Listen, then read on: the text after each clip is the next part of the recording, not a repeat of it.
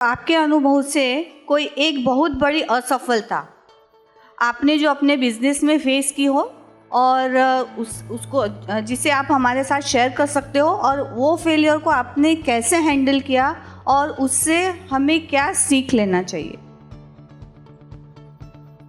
आपने कहा कि आपने इतना बड़ा एम्पायर इस्टेब्लिश किया मैडम, तो ऐसा तो नहीं है, क्योंकि ये जो भी इस्टेब्लिश हुआ हमारे भगवान की आशीर्वाद, कृपा और हमारे गुरुदेव का आशीर्वाद और हमारे जो पिताजी चेयरमैन उनके विजनरी लीडरशिप और हमारी टीम के इफ़र्ट्स को जाता है, इसमें कोई दो मत नहीं है।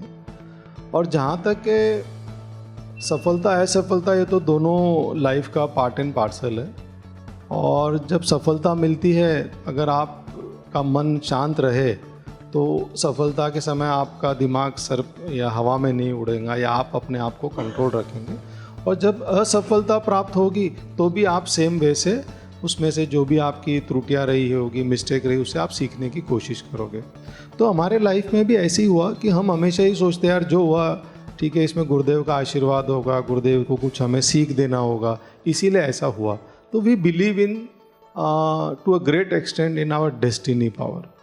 तो जब हमारी असफलता सबसे बड़ी जो मैं मानता हूँ कि हमारी रही, जब हमने एक डिसीजन लिया था कि एक्सप्लोजिव्स के साथ साथ काम बढ़ाना है हमें, तो हम लोग ऐसी एक अपॉर्चुनिटी आई थी कोल माइनिंग की एक्टिविटी शुरू करने की। तो हमने छत्तीसगढ़ में कुछ बड़ा इन्वेस्टमेंट किया था इन 2006-7 के आसपास।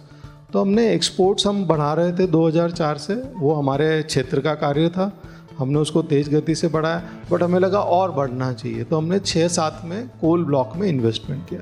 वो हमारे सबसे बड़ी ब्लंडर मिस्टेक थी और उसमें हमें असफलता प्राप्त हुई और हमारे करोड़ों रुपए का लॉस हुआ।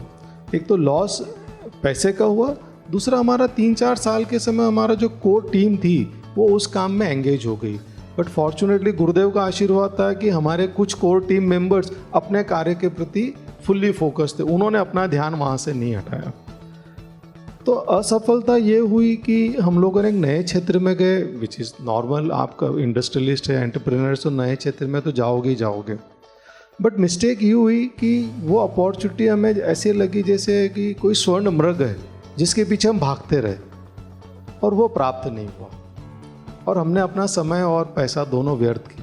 सीख खाली ये मिली कि हर अपॉर्चुनिटी को अपॉर्चुनिटी की तरह देखना चाहिए, लेकिन उसका प्रॉपर कैलिब्रेट करके हमें डिसीजन लेना चाहिए, जो हमने शायद उस समय नहीं ली। उसके बाद हमने काफ़ी चीज़ें सीखी, हमने अपना ध्यान फोकस रखा। जो टीम उस समय आधी अपने कोर क्षेत्र में फोकस करती थी, फिर हमने किया कि ये कोर टीम है, ये इसी काम में फोकस करेगी। हर नए काम के लिए हमें नई टीम बनाना है, सिर्फ थोड़े से व्यक्ति उसमें से उठा के इस क्षेत्र में डालना, जिससे हमारा कोर बिजनेस इम्पैक्ट नहीं हुआ।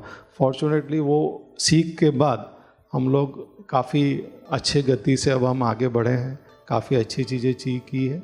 तो यही हर लर्निंग, हर फेलियर से कुछ लर्निंग सिखा के जाता है। Thank you so much sir, thank you.